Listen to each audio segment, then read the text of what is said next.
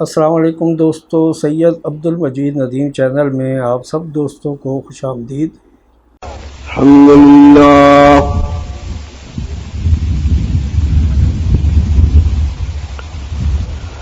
الحمد للہ حمدا کثیرا کما امر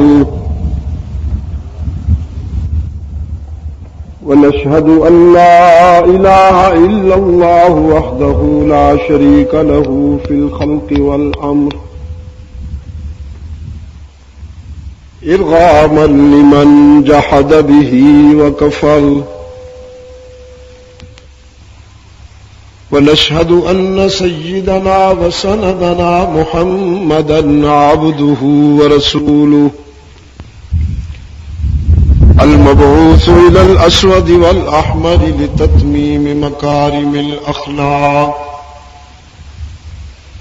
لا يخلق نبي ولا رسول بعده ولا أمة بعد أمته ولا شريعة بعد شريعته ولا كتاب بعد كتابه صلى الله تعالى عليه وعلى آله وأصحابه الذين هم خلاصة العرب الأربعة وخير الخلائق بعد الأنبياء وهم كالنجوم في السماء للاهتداء والاقتداء وهم مفاتيح الرحمة ومصابيح الغرر. أعوذ بالله من الشيطان الرجيم. بسم الله الرحمن الرحيم.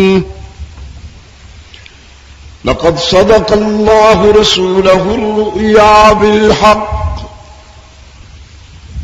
لتدخلن المسجد الحرام إن شاء الله آمنين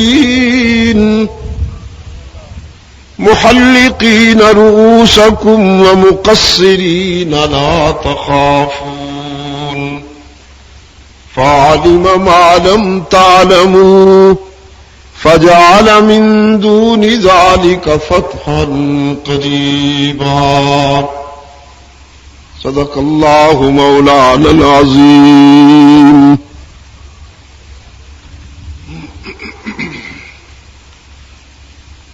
صدر اجلاس برادر عزیز مولانا حیدری صاحب، مولانا عبدالغفور حیدری صاحب مدظلکم و دیگر ارباب علم و دانش، آج 30 مئی 1997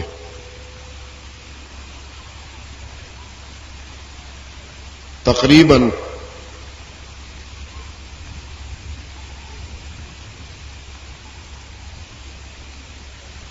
چار مہینے کے وقفے کے بعد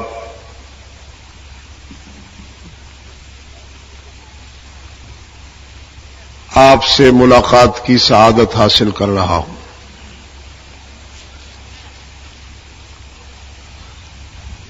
میں نے ابھی خواجہ صاحب سے وہ تاریخ پوچھی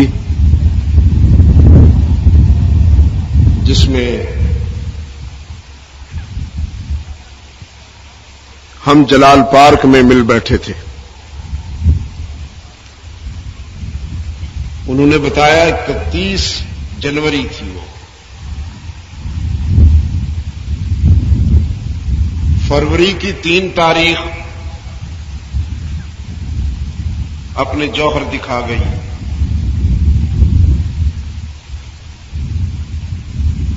اور وہ ہوا جو طے تھا.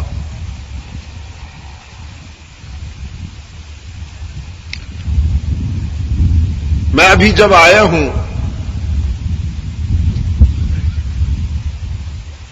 احباب سے ملنے جلنے سے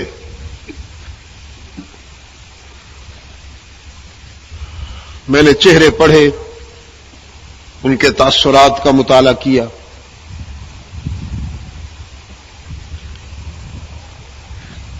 قدرتی بات ہے، طبیعتوں پہ گرانی محسوس ہوئی۔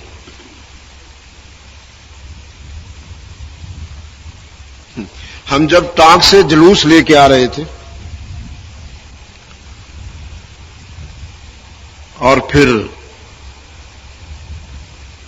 شہر سے گزرے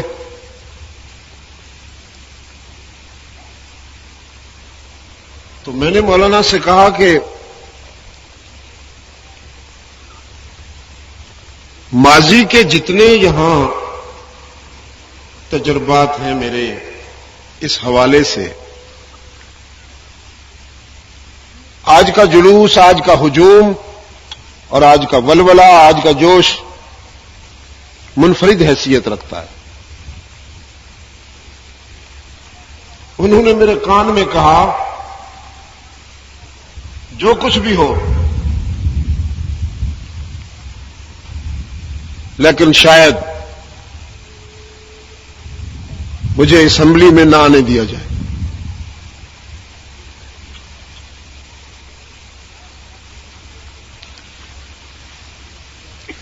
ظاہر ہے ہم اپنے ہر اضطراب کا حل قرآن سے لیتے ہیں۔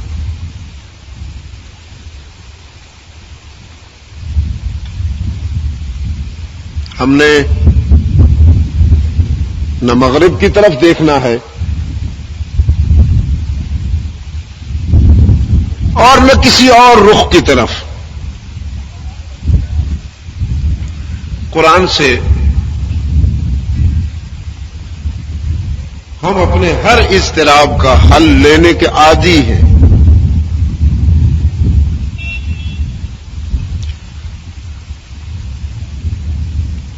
تو آج جو حصہ پیش نظر ہے قرآن کریم کا،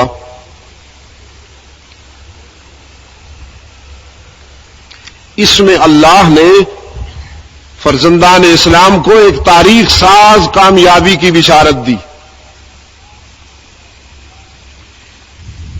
لیکن اس وقت دی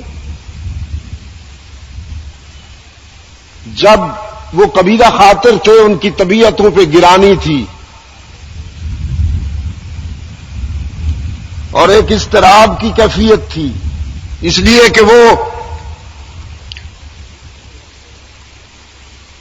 سن 6 ہجری کو اپنے قائد کی قیادت میں زیارت بیت اللہ کے لیے آئے تو انہیں مکہ میں داخل نہ ہونے دیا گیا۔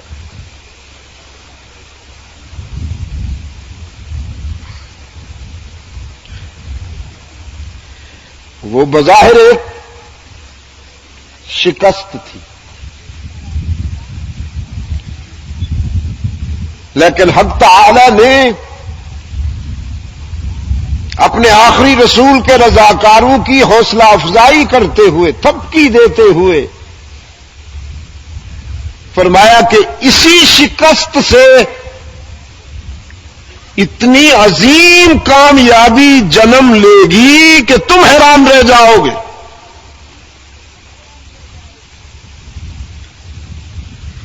بعض ناکامیاں بھی کامیابیوں کی تمہید بن جایا کرتی۔ وہ جگر مراد آبادی نے کہا نا، میرے دل کے ٹوٹنے پر ہے کسی کو ناز کیا کیا، میرے دل کے ٹوٹنے پر ہے کسی کو ناز کیا کیا، تجھے اے جگر مبارک یہ شکست فاتحانہ۔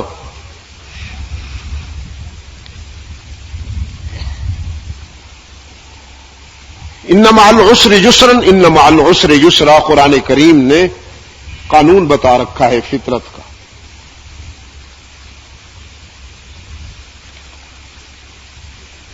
ارباب علم و دانش اللہ کے رسول صلی اللہ علیہ وسلم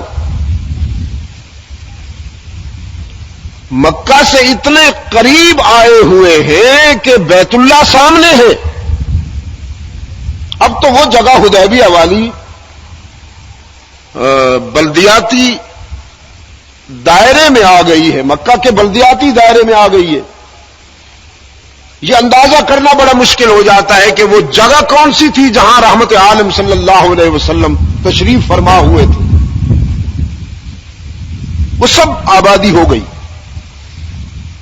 بیت اللہ سامنے ہے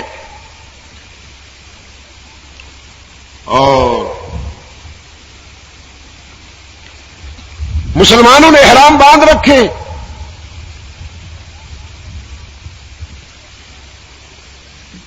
جذبے شباب پہ ہیں اور ادھر مکہ والوں نے میٹنگ کی، کہنے لگے یہ تو 313 بھی قابو میں نہیں آتے، آج 1400 آئے ہوئے.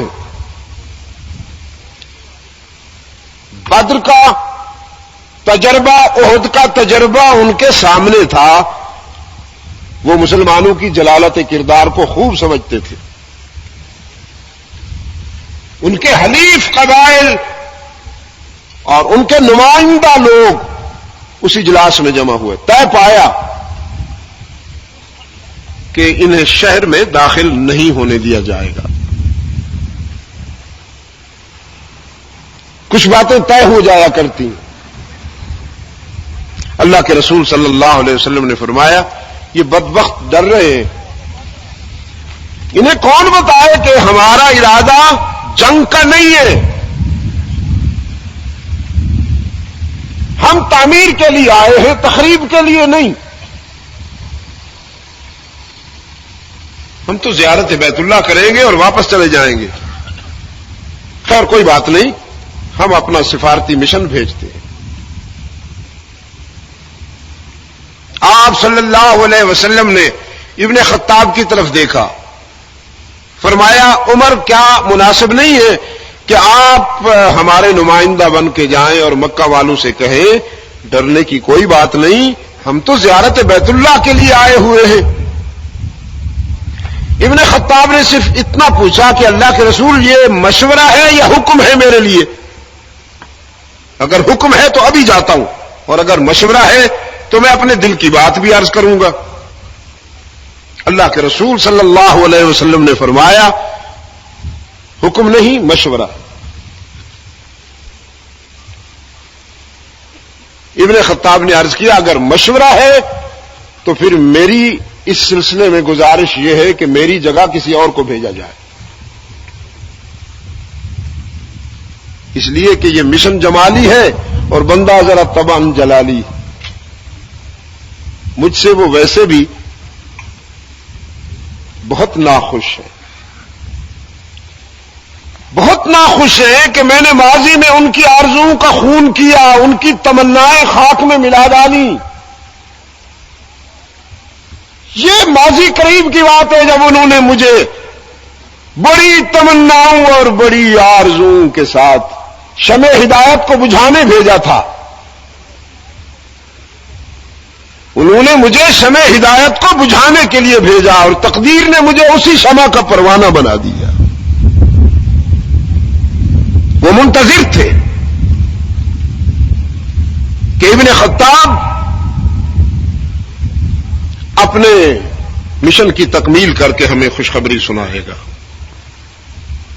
لیکن اسی رات کی جب صبح طلوع ہوئی تو میرے ایمان کی صبح بھی ساتھ ساتھ طلوع ہوئی، اور فاران کی بلندیوں سے میں نے انہیں کہا تھا کہ اطلاع عرض ہے کہ میں رحمت عالم صلی اللہ علیہ وسلم کی غلامی میں آ چکا ہوں، اور میری زندگی کی ساری صلاحیتیں اب اللہ کے رسول کے دین کے لیے وقف ہو چکی ہیں. جو تلوار تم نے مجھے دی تھی کہ میں فرش زمین پہ عرش بری کے آخری نمائندہ کا سر قلم کروں، اب وہ تلوار تمہاری رگے حیات کی منتظر ہے.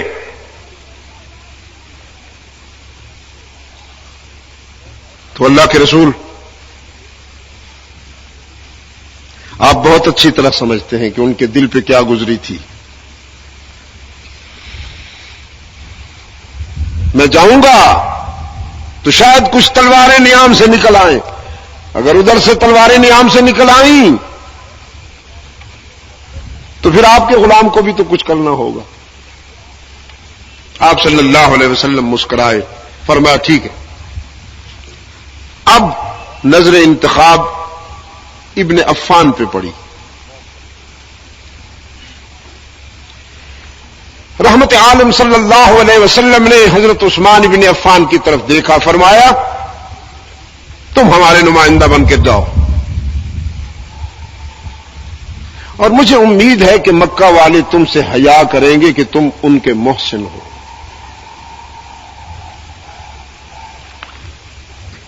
بعض حضرات کا خیال یہ ہے کہ سیدنا عثمان ابن عفان رضی اللہ تعالی عنہ کے جود و سخا کے جوہر، ان کی عنایات اور ان کی نوازشات کے جوہر زمانہ اسلام کے بعد کھلے۔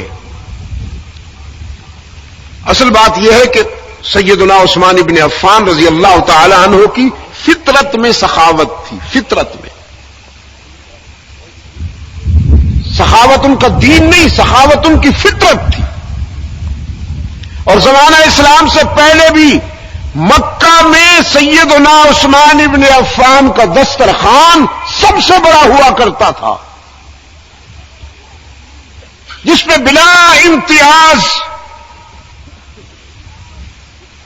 لوگ کھانا کھاتے تھے۔ ڈھونڈ ڈھونڈ کر سیدنا عثمان ابن عفان یتیموں کو لباس دیتے تھے۔ رات کی تنہائی میں جب فطرت پوری آبادی پہ سناٹے کی چادر تان دیتی تو عثمان ابن عفان غلے کی بوریاں کندھے پہ اٹھا کر نقاب اوڑھے ہوئے بیواؤں کے گھر میں غلہ ڈال آیا کرتے تھے، اور کوشش کرتے تھے کہ کوئی مجھے دیکھ نہ لے، تاکہ دن کی روشنی میں جب آنکھیں چار ہوں تو یہ احساس ممنونیت میں شرمندہ نہ ہو جائے۔ لیکن احسان کی خوشبو پردوں میں بھی نہیں چھپ سکتی۔ سیدنا عثمان ابن عفان رضی اللہ تعالیٰ عنہ کے اس احسان مسلسل کے نتیجے میں جو امپریشن بنا، جو تاثر بنا اس وقت کی سوسائٹی کا، سیدنا عثمان کی مقبولیت، ان کی محبوبیت کا یہ عالم تھا۔ زمانہ اسلام سے پہلے کی بات کرتا ہوں کہ مائیں جب اپنے بچوں کو سلاتے وقت لوریاں دیتی تو یہ جملہ کہا کرتی تھی کہ سو جا میرے لال، میں اس طرح تجھ سے پیار کرتی ہوں جیسے قریش عثمان ابن عفان سے پیار کرتے ہیں۔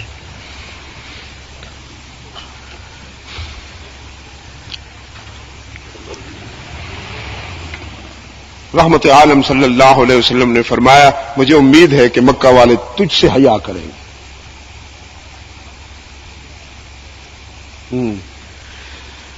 رات کو بھی چہرے پہ نقاب ڈال لیتے تھے کہ کوئی دیکھ نہ لے، اور میرے دوستوں کو اگر کسی گلے سڑے آٹے کا تھیلا بھی تقسیم کرنا ہو تو پہلے فوٹوگرافر اور کیمرہ مین بلا لیے جاتے ہیں تاکہ نیکی کر اور دریا میں ڈال کے تقاضے پورے ہو جائیں۔ وہ منظر بڑا عجیب ہوتا ہے کہ ایک تھیلا ہاتھ میں ہے اور نگاہیں کیمرے کی طرف ہیں۔ جیسے وقت کا حاتم تائی سخاوت کے دریا بہا رہا ہے۔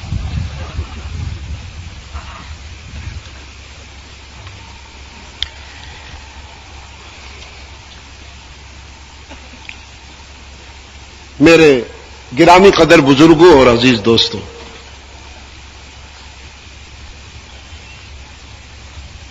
سیدنا عثمان بن عفان رضی اللہ تعالی عنہ اپنے آقا کے نمائندہ کی حیثیت سے، سفیر رسول کی حیثیت سے مکہ والوں کے پاس آئے اور مکہ کی قیادت سے کہا، لیکن جب آئے تو پوری آبادی گھروں سے باہر نکل آئی، مرد عورت بوڑھے جوان، ہمارا محسن آ گیا۔ ہر نظر ممنونیت کے احساس میں منتظر ہے۔ عثمان بتائیے آج ہم آپ کی کیا خدمت کر سکتے ہیں؟ ہمیں تیرے احسانات کا تسلسل یاد ہے۔ سیدنا عثمان ابن عفان رضی اللہ تعالیٰ عنہ نے فرمایا میں کوئی ذاتی تقاضا لے کے آیا ہی نہیں ہوں، میں تو ایک مشن پہ ہوں، اللہ کے رسول صلی اللہ علیہ وسلم کا نمائندہ ہوں، میرے قائد نے مجھے آپ کی طرف بھیجا ہے تاکہ میں آپ کو بتاؤں کہ ان کا یہ سفر عسکری نہیں ہے، فوجی نہیں ہے، وہ تو زیارت بیت اللہ کے لیے آئے ہیں، تم ڈرتے کیوں ہو؟ تم اپنا یہ فیصلہ واپس لو۔ اس پر مکہ کی لیڈرشپ نے کہا کوئی گنجائش نہیں ہے، وہ فیصلہ تو ویسے ہی رہے گا، آپ کی ذات کے لیے ہم گنجائش نکال لیتے ہیں، اگر آپ چاہیں تو بیت اللہ کا طواف کر لیجئے۔ اس کے جواب میں عثمان ابن عفان کا جواب بڑا دو ٹوک تھا، قبلہ دکھا رہے ہو، میرا قبلہ نما حدیبیہ میں بیٹھا ہے، وہ دل کہاں سے لاؤں کہ ان کے بغیر بیت اللہ کا طواف کروں؟ ان کے بغیر بیت اللہ کا طواف کیسے کروں؟ میرے احساسات کی منظر تو یہی ہے، میں بھی اسی لیے آیا ہوں کہ بیت اللہ کا طواف نصیب ہو، ملتزم سے لپٹ کر دعائیں مانگوں، حجر اسود کے بوسے لوں، حتیم میں نوافل پڑھوں، رکن یمانی کے سامنے گڑ گڑا کر اللہ سے دعائیں مانگوں۔ میرے احساسات کی منظر تو یہی ہے، آیا اسی لیے ہوں، لیکن یہ سب کچھ اس وقت ہوگا جب میرا امام میرے آگے ہو۔ میں نے آج پہاڑپور میں گفتگو کرتے ہوئے یہ بات کہی کہ اس زمانے میں اور چشم فلک میں بڑے روابط، بڑی دوستیاں، بڑے تعلقات دیکھے ہیں، لیکن یہ تعلق، یہ ربط، یہ دوستی چشم عالم نے پہلی بار دیکھی ہے کہ اپنے قائد کے بغیر وہ بیت اللہ کا طواف بھی نہیں کرتے۔ مکہ والوں نے کہا اچھا یہ ان کے بغیر بیت اللہ کا طواف نہیں کرتے، تو ہم دیکھتے ہیں، ابھی دیکھتے ہیں، ہم ان کے قتل کی افواہ اڑا دیتے ہیں،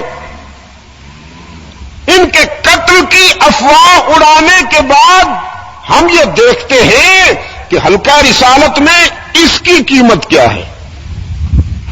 یہ تو ان کے بغیر بیت اللہ کا طواف بھی نہیں کرتا، ہم اس کے قتل کی افواہ اڑاتے ہیں تاکہ پتہ چلے کہ محمد عربی کے حلقے میں عثمان کا وزن کیا ہے، اس کی قدر و منزلت کیا ہے۔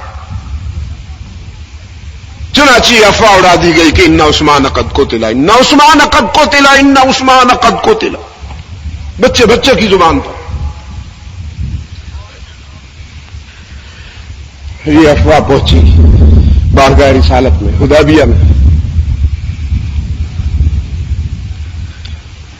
صحابہ پہ تو جو گزری سو گزری، لیکن اللہ کے رسول کے غم و حزن کا عالم یہ ہے کہ چہرہ انور پہ یہ تاثرات پہلی بار دیکھے تھے صحابہ نے۔ جمع کیا اپنے رضاکاروں کو، فرمایا تم نے سنا، مجھے بھی یہ اطلاع ملی، تم نے سنا کہ مکہ والوں نے سفارتی آداب کو بالائے طاق رکھتے ہوئے ہمارے سفیر کو قتل کر دیا ہے، اور آج تم نے میرے ہاتھ پہ بیعت کرنی ہے، میرا بھی فیصلہ ہے، تم نے بھی وعدہ کرنا ہے کہ مدینہ لوٹ کر نہیں جائیں گے اس وقت تک جب تک کہ عثمان کے خون کا بدلہ نہ لے لیں، چاہے اس میں ہماری جان ہی کیوں نہ چلی جائے۔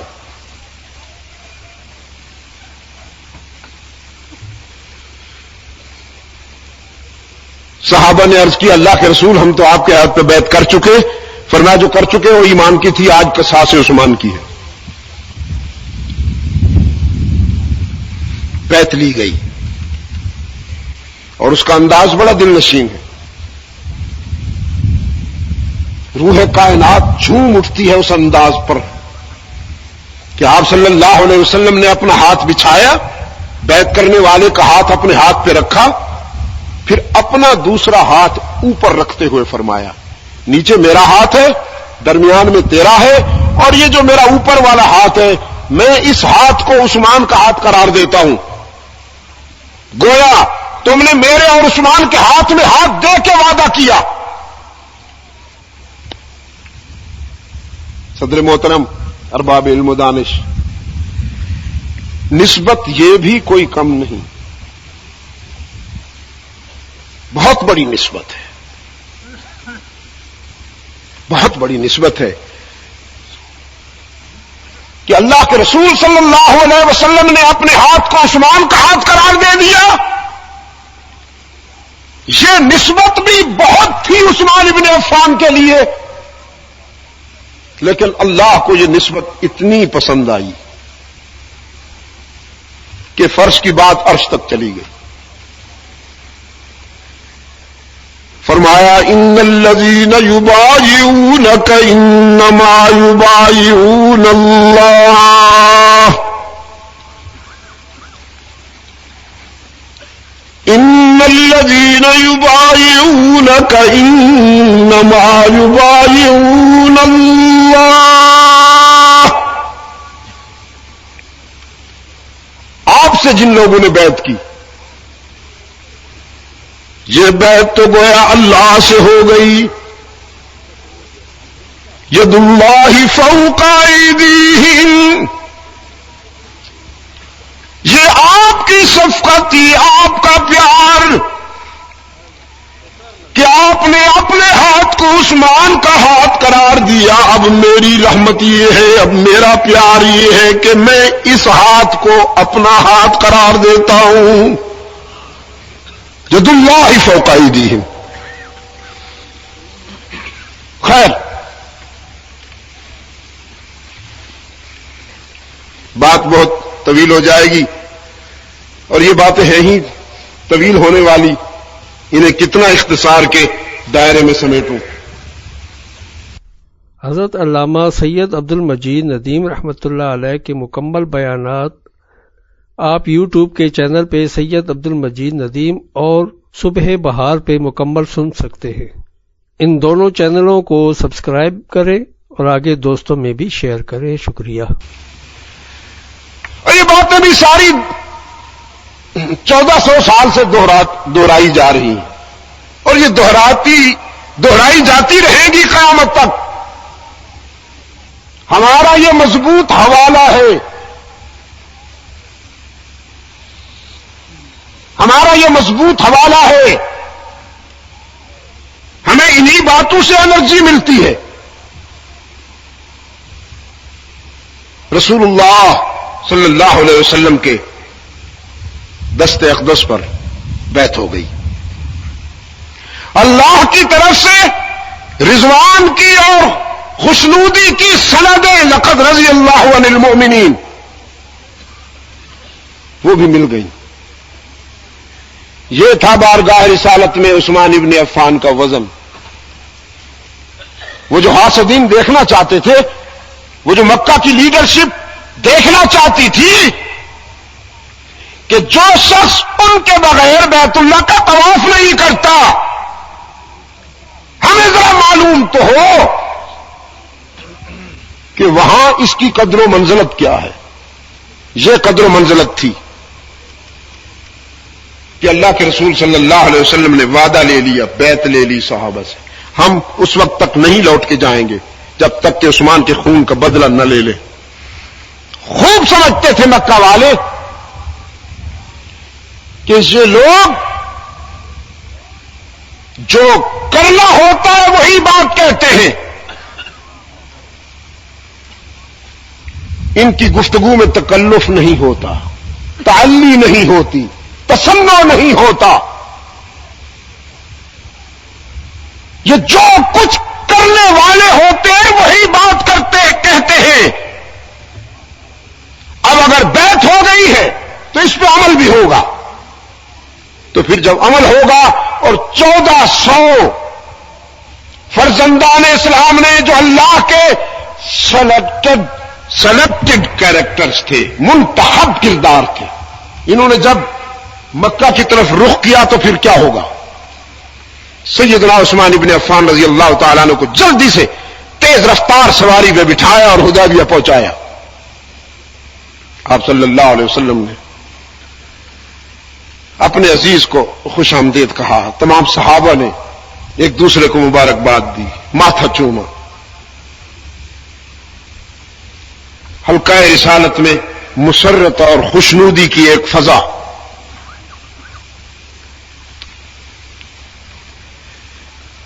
میرے گرامی قدر بزرگوں اور عزیز دوستوں, اس موقع پر ایک ایگریمنٹ ہوا.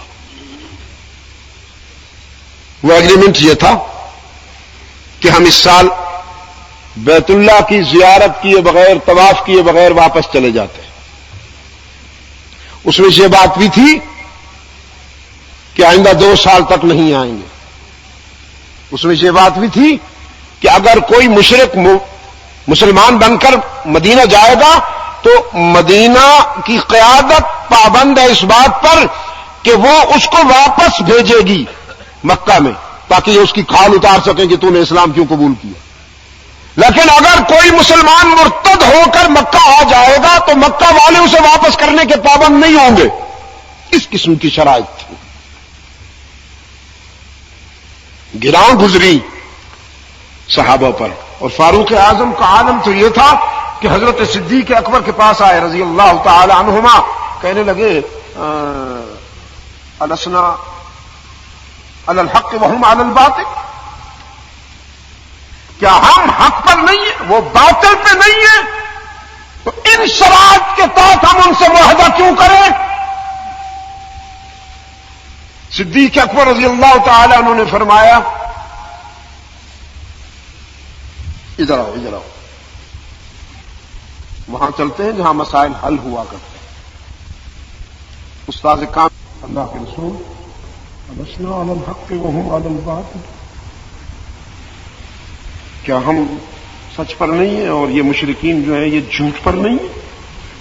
رحمت عالم صلی اللہ علیہ وسلم نے فرمایا بالکل ہم سچے ہیں, وہ جھوٹے ہیں, بالکل صحیح ہے. عرض کیا تو پھر اللہ کے رسول ہم ان شرائط پر ان سے کیوں معاہدہ کریں. بس ایک جملے پر رحمت عالم صلی اللہ علیہ وسلم نے انہیں مطمئن کر دیا. فرمایا میں اللہ کا سچا رسول ہوں.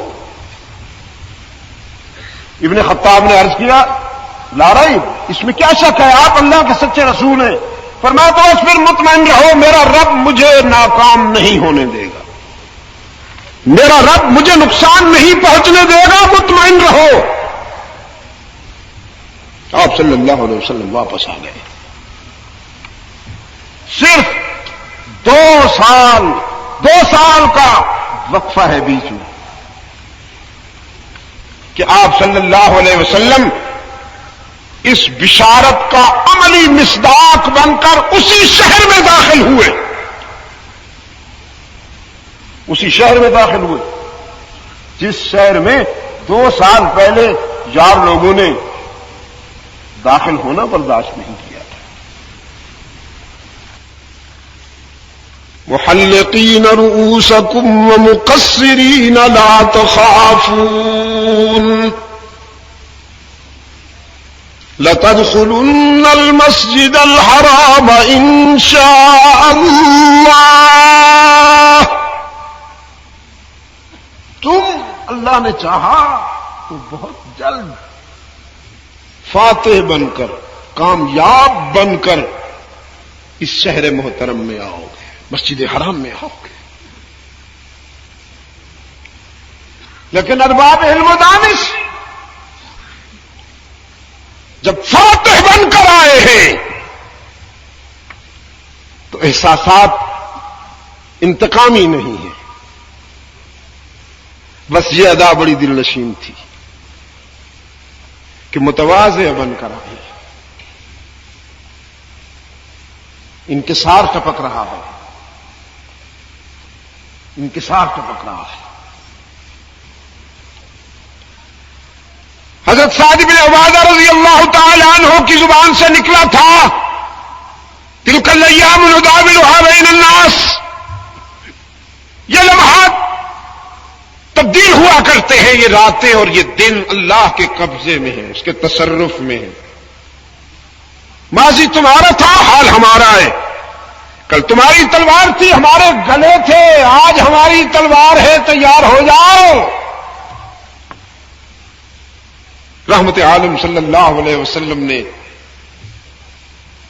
یہ آوازہ سنا.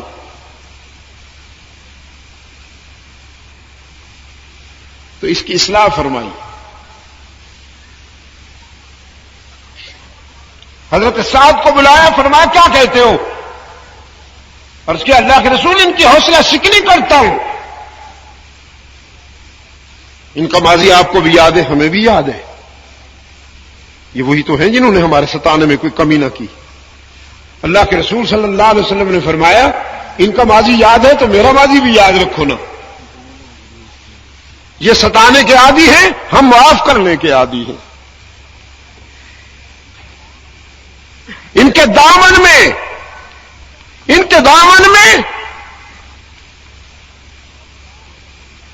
سنگلاخ قسم کے پتھر ہیں، نوکیلے پتھر ہیں. تانوں کی صورت میں، جملوں کی صورت میں، ناروں کی صورت میں، عملی صورت میں. اور میرے دامن میں ہدایت کے پھول ہیں.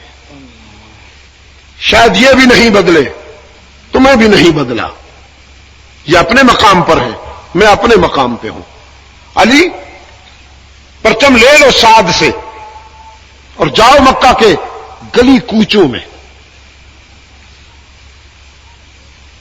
انہیں جا کے کہو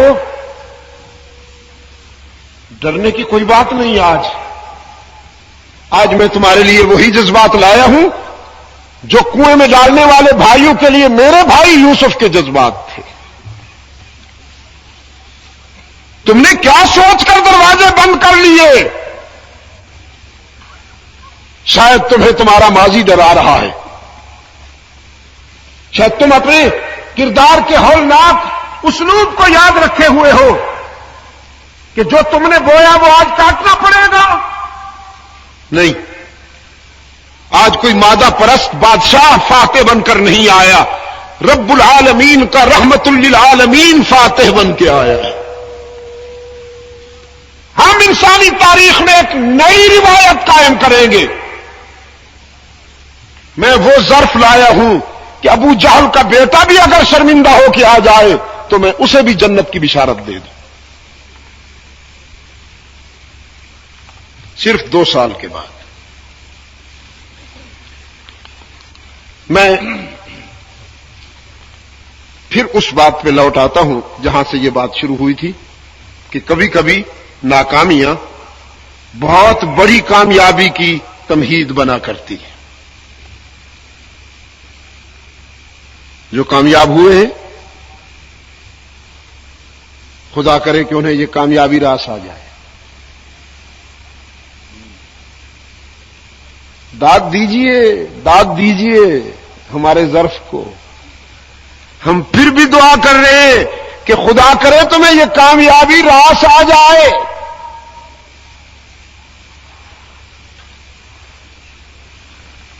کل ہم سے گلا تھا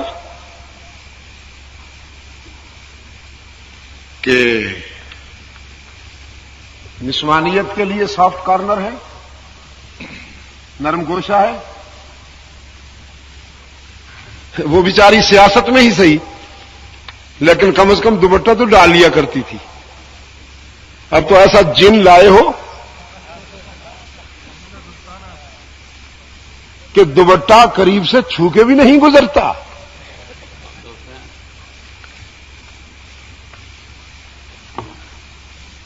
دامن یار خدا ڈھانپ لے پڑتا تیرا.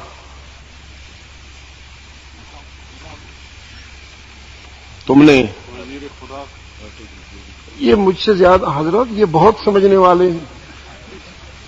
ویسے بھی کنایا ابلغ ہوتا ہے، یہ بہت سمجھنے والے ہیں. میرے عزیز دوستو، ہم ایک بات کہتے چلے آ رہے ہیں وہ بات آج بھی کہتے ہیں.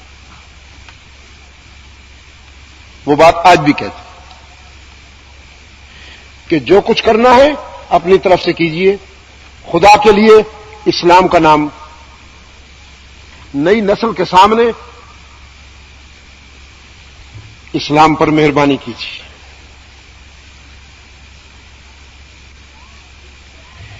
اسلام کی قیادت میں سب کچھ لٹانا پڑتا ہے، مال بنانے کی گنجائش نہیں ہے اسلام کی قیادت میں.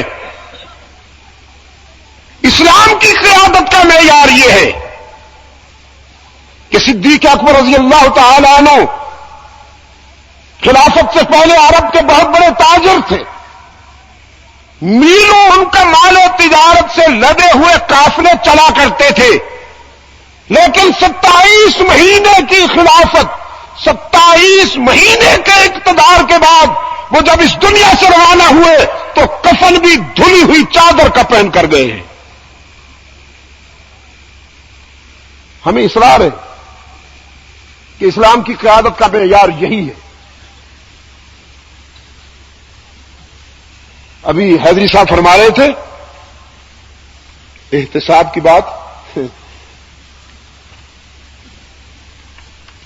احتساب اپنے گھر سے شروع ہوا کرتا ہے.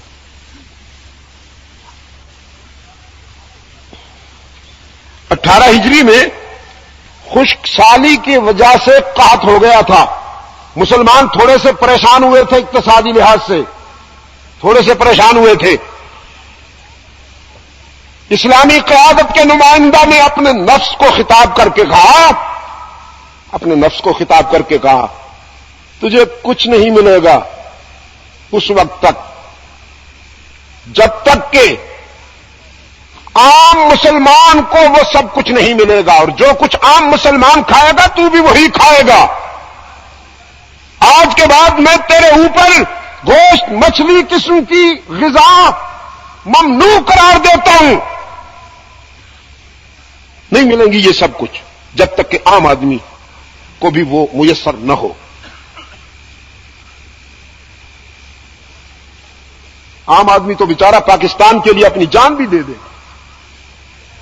عام آدمی نے کل بھی قربانیاں دی تھیں، عام آدمی آج بھی قربانیاں دے رہا ہے، عام آدمی آئندہ بھی قربانی دے گا. خدا کی قسم اگر یہ ملک ابھی تک بچا ہوا ہے تو اسی عام آدمی کے اخلاص کی وجہ سے رب العالمین کو رحم آ جاتا ہے. ورنہ لیڈروں نے جہاں جو مہربانیاں کر رکھی ہیں تو کب سے یہ کھیل ختم ہو چکا ہوتا. اس عام آدمی پر اللہ کو رحم آتا ہے. اس کی مظلومیت، اس کا مجبور ہونا، اس کا مقہور ہونا، اس کا بے بس ہونا. یہ بیچارہ سائیکل چرا لے تو جیل جانے میں دیر نہیں لگتی، اور وہ اگر پورا اسٹیٹ بینک ہی چرا لے نو پرابلم.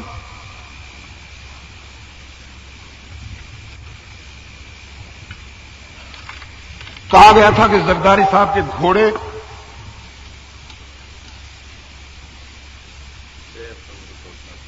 جیم کھاتے ہیں، ایپل جیم،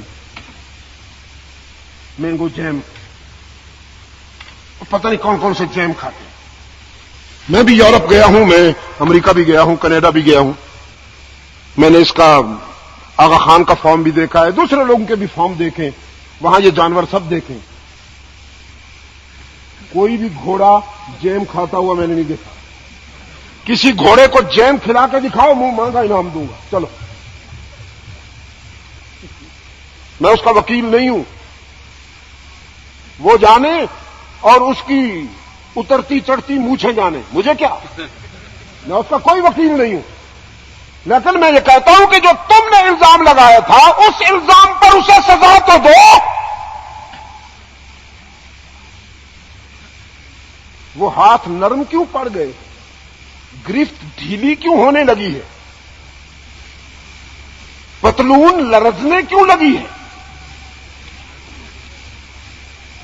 اور ٹائی میں ارتعاش کیوں پیدا ہو گیا ہے. کہیں ادھر سے تو اشارہ نہیں ملا کہ تم بھی اپنے ہو، وہ بھی اپنا ہے. اپنوں کو نہیں ستاتے. ہم دعا کرتے اللہ آپ کو توفیق دے کہ آپ چوروں کو سزا دیں. اللہ آپ کو توفیق دے کہ جنہوں نے اس قوم کا مال لوٹا ہے ان کے اندر سے وہ مال مسروقہ نکال لائیں تاکہ اس ملک کے قرضے اترے. لیکن احتساب یوں ہوا کرتا ہے میرے محترم دوست کہ عبید اللہ ابن عمر رضی اللہ عنہما حضرت فاروق اعظم کا چھوٹا بیٹا ہے, تربوز کی کاش کھا رہا تھا اسی زمانے میں, قحط سالی کے زمانے میں فاروق اعظم نے اس کے ہاتھ سے کاش چھینی, اس انداز میں چھینی کہ لوگوں نے محسوس کیا امیر المومنین بچہ ہے. فرمایا یہ بچہ ہے, میں تو بچہ نہیں ہوں. رسول اللہ کی امت فاتح کر رہی ہے اور یہ فروٹ کھاتا ہے. اگر مسلمان بن کر قیادت کرنا ہے تو یہ معیار اپنانا ہوگا. پہلے آپ نے جو کچھ آپ کے پاس ہے وہ لائیے, وہ پیش کیجئے, ایثار فرمائیے, قربانی دیجئے, دلوں پہ حکومت کیجئے. خدا کی قسم آپ دلوں میں محبوب بن جائیں گے. لوگ آپ کی درازی عمر کے لیے دعا کریں گے. کیا آپ کو یہ عزت نہیں ملنی چاہیے؟ ملنی چاہیے.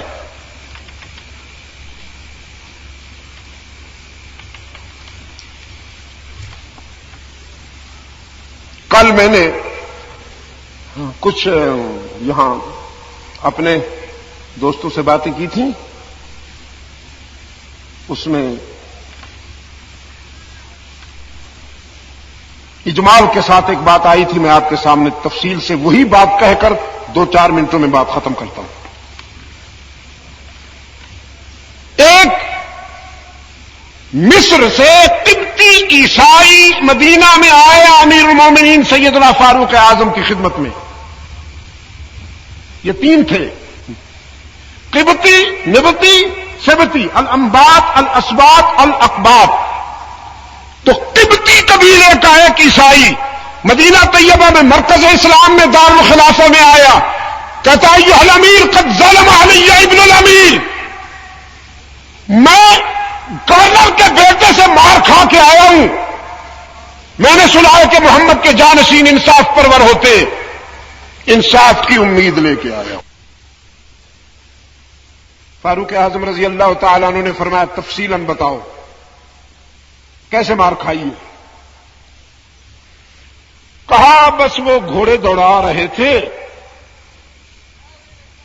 اس وقت گھوڑے دوڑائے جاتے تھے, گھوڑوں میں دوڑنے کا ذوق پیدا کرنے کے لیے میدان جہاد میں جوا نہیں لگتا تھا. وہ ایکسرسائز کا ایک پوسٹ تھا یا ایک پارٹ تھا. گھوڑے دوڑائے جاتے تھے. مسلمانوں کے گھوڑے دوڑائے جا رہے تھے, میں نے بھی اپنا گھوڑا ڈال دیا. میرا گھوڑا سبک تھا, تیز تھا, بڑا سمارٹ تھا, وہ آگے نکل گئے. اب گھوڑے کو کیا پتا تھا کہ آگے نہیں نکلنا چاہیے؟ گورنر کے بیٹے کے گھوڑے کے آگے نکلنا بے ادبی ہوتی ہے, وہ بیچارہ تو نہیں جانتا تھا. آگے نکل گیا. گورنر کے بیٹے نے مجھے بلا کے کہا کہ تو نے مسلمانوں کے گھوڑوں میں اپنا گھوڑا کیوں دوڑایا؟ میں نے کہا جی مجھے پتا نہیں تھا. انہوں نے غصے میں مجھے چابک مارے. میں نے سنا ہے محمد کے جانشین انصاف پرور ہوتے ہیں, میں انصاف کی امید لے کے آیا ہوں. امیر المومنین نے فرمایا مقامک, بیٹھو, جب تک تجھے انصاف نہیں ملے گا میں تجھے اجازت نہیں دوں گا. اپنے آئی جی پی کو بلایا. حضرت محمد ابن مسلمہ انسپکٹر جنرل پولیس تھے سیدنا فاروق اعظم کے رضی اللہ تعالیٰ عنہ. یہ محمد بن مسلمہ وہ عظیم انسان ہے کہ جس کی جوانی پر, جس کے ثبات پر رسول اللہ نے اعتماد کیا. فرمایا جاؤ گورنر صاحب کو جس حالت میں ہوں مدینہ لے آؤ. ہاں ان کے بیٹے کو بھی لے آؤ. لائے گئے. پتہ یہ گورنر کون ہے؟ فاتح مصر حضرت عمرو بن عاص رضی اللہ تعالی عنہ. عدالت نے دونوں کو کھڑا کیا, تینوں کو. گورنر صاحب کو بھی اس مضروب قبطی کو بھی اور گورنر کے فرزند کو بھی. کسی کو کرسی نہیں دی، گورنر صاحب کو بھی کرسی نہیں دی کہ یہ آفیشل ہیں، انریبل ہیں. تینوں کو کھڑا کیا. انصاف کے تقاضے پورے کرنے کے لیے. اس قبطی عیسائی سے فرمایا استغاثہ بیان کرو، اس نے ساری کہانی دوہرا دی. فاروق اعظم رضی اللہ تعالی عنہ نے حضرت عمرو بن عاص کی طرف دیکھا، فرمایا میرے پیر بھائی بس مجھے اتنا بتاؤ جو کچھ یہ کہہ رہا ہے وہ سچ ہے. اب چونکہ معاملہ بیٹے کا تھا تو حضرت عمرو بن عاص نے، گورنر مصر نے بیٹے کی طرف دیکھا، کیا تم نے ایسا کیا؟ اس دور کے بیٹے بڑے سعادت مند ہوتے تھے. انہوں نے اعتراف میں سر جھکا لیا کہ ہاں مجھ سے یہ کام ہو گیا ہے. انہوں نے جب سر جھکائے تو فاروق اعظم کی زبان سے ایک جملہ، آپ چاہیں تو اسے جملہ کہہ لیں، چاہیں تو اسے شعر کہہ لیں، چاہے تو اسے تاثر کہہ لیں، فرمایا مزکم تعبدتم الناس، مزکم تعبدتم الناس وقد ولدتهم امہاتهم احرارا. بس مجھے اتنا بتا دو عمرو بن عاص، یہ آپ نے اللہ کے بندوں کو کب سے اپنا غلام سمجھنا شروع کر دیا؟ یہ اللہ کی مخلوق کو فالتو کب سے سمجھنا شروع کیا ہے تم نے؟ حالانکہ اسلام کی تعلیمات یہ ہیں، ہمارے استاذ نے ہمیں یہ سکھایا اور اسلام نے ہمیں یہ بتایا کہ ہر بچہ، ہر ماں اپنے بچے کو آزاد جنم دیتی ہے، وہ کسی انسان کا غلام نہیں ہوا کرتا.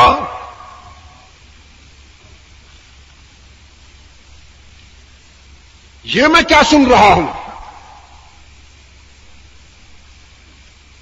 عمرو بن عاص رضی اللہ تعالی عنہ فرماتے ہیں امیر المومنین مجھے پتہ نہیں تھا، یہ سب کچھ میری لا علمی میں ہوا. اب ایسا کیجئے، یہ میرا درہ لیجئے اور میرے درے سے میرے بیٹے کو سزا دیجئے. فاروق اعظم نے فرمایا آپ کے درے نے سزا دینی تھی تو وہیں مصر میں دے لیتا، اب درہ آپ کا نہیں ہوگا، درہ میرا ہوگا، اور ہاتھ میرے نہیں ہوں گے، ہاتھ اس قبطی عیسائی مضروب کے ہوں گے، اور پشت تیرے لاڈلے کی ہوگی. اپنا درہ اس قبطی عیسائی کو دیتے ہوئے فرمایا اضربہ کما ضربک، مارو اسے جیسے اس نے تجھے مارا. واخذلہ کما خذلک، اسے ذلیل کرو جیسے اس نے تجھے ذلیل کیا تھا. وہ قبطی عیسائی کہتا ہے جب انہوں نے مجھے درے مارے تھے تو میری پشت سے کرتا بھی ہٹا لیا تھا. فرمایا تو پھر گورنر صاحب کے فرزند ہٹاؤ کرتا اپنی پشت سے. انہوں نے کرتا ہٹایا اور اس قبطی عیسائی نے امیر المومنین کا درہ لے کر پوری قوت سے جتنے درے کھائے تھے اتنے مارے. جب درے مار چکا تو درہ زمین پہ رکھ کے چیخا، سچ کہا تھا جس نے بھی کہا تھا کہ محمد کے غلام انصاف پرور ہوتے ہیں. اشہد ان لا الہ الا اللہ واشہد ان محمدا عبدہ ورسولہ، اور اگلے لمحے رحمت عالم کے غلاموں کی صف میں آ کھڑا ہوا. احتساب کا معیار یہ ہے میرے گرامی قدر بھائی، یہ نہیں کہ کمزوروں پہ غصہ رکتا نہیں اور طاقتوروں پہ غصہ آتا نہیں. بہرحال شاید آپ کو یاد ہو میں نے 31 جنوری کی ملاقات میں بھی کہا تھا، مجھے یاد ہے حالات کے تیور اس وقت بھی بتا رہے تھے، اب اور زیادہ واضح ہو گئے ہیں اللہ کے فضل و کرم سے، اور زیادہ واضح ہو گئے ہیں وہ تیور کہ ہمارے پڑوس میں ایک تبدیلی، ہمارے پڑوس میں ایک تبدیلی آ رہی تھی. اب بحمدللہ وہ تبدیلی آئین بن چکی ہے، پاکستان نے اسے تسلیم کیا، بہت اچھی بات ہے، بہت اچھی بات ہے۔ خدا کرے کہ عملاً تسلیم کر لیا جائے اسے، عملاً تسلیم کر لیا جائے اسے۔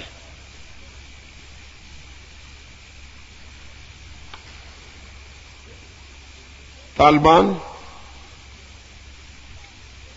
کسی مادی قوت کے، کسی طاغوت کے ایجنٹ نہیں، بلکہ سچ یہ ہے کہ طاغوت ان کے نام سے لرز رہا ہے کہ یہ ٹوٹا ہوا تارا ماہ کامل نہ بن جائے، لرز رہے ہوں۔ طالبان سے نہیں لرز رہے، طالبان کے عقیدے سے لرز رہے ہیں، طالبان کے کریکٹر سے لرز رہے ہیں، طالبان کے اہداف سے لرز رہے ہیں۔ انہیں پتہ ہے کہ اسلام جہاں کہیں جب کبھی آئے گا تو اپنے اثرات ساتھ لے کے آئے گا۔ انشاءاللہ بہت عظیم کامیابیاں آپ کو نصیب ہونے والی ہیں۔ آج کی اس ملاقات کو بھی نہ بھولیے گا، ہم زندہ ہیں، انشاءاللہ ہمارا وطن قرآن و سنت کے آئین سے وابستگی کی سعادت حاصل کرنے کے بعد دنیا کا خوشحال ترین، پرامن اور مستحکم ملک ہوگا۔ انشاءاللہ ہم کسی سے بھیک نہیں مانگیں گے۔ اگر ہمارے سامنے امریکہ بہادر قسم کے لوگوں نے دامن پھیلایا تو حسب حال ہم ان کو دیا کریں گے۔ اللہ آپ کا حامی و ناصر ہو۔ میں وہ جملہ پھر دہراتا ہوں کہ کبھی کبھی ناکامیاں بہت بڑی کامیابیوں کی تمہید بنا کرتی ہے۔ جمعیت علماء اسلام کے دوستوں کا، احباب کا، بھائیوں کا شکر گزار ہوں، انہوں نے مجھے اس مرحلے پر یاد فرمایا۔ حضرت مولانا مفتی فضل الرحمان صاحب، ان کے رفقا، میں ان سب کا شکر گزار ہوں، اور آپ تمام دوست جنہوں نے میری گفتگو سماعت فرمائی، مجھے بہت زیادہ وقت دے دیا آپ نے، اللہ آپ کو بھی سلامت رکھے۔ وآخر دعوانا ان الحمدللہ رب العالمین۔ جی دوستو، ابھی آپ حضرت علامہ سید عبد المجید ندیم شاہ صاحب رحمۃ اللہ علیہ کو سماعت فرما رہے تھے۔ آپ سب دوستوں سے گزارش ہے کہ میرے اس چینل کو سبسکرائب بھی کریں اور بیل کے آئیکن کو کلک بھی کریں تاکہ ہر نئی آنے والی ویڈیو آپ سب دوستوں تک پہنچ سکے، اور حضرت شاہ صاحب کے بیانات کو اپنے دوستوں میں، اپنے گروپوں میں شیئر بھی کیا کریں تاکہ دین کی باتیں اور دوستوں تک بھی پہنچ سکیں۔ آپ سب دوستوں کا بہت شکریہ۔ ملتے ہیں ایک نئی ویڈیو کے ساتھ، تب تک کے لیے اللہ حافظ۔ پاکستان پائندہ باد۔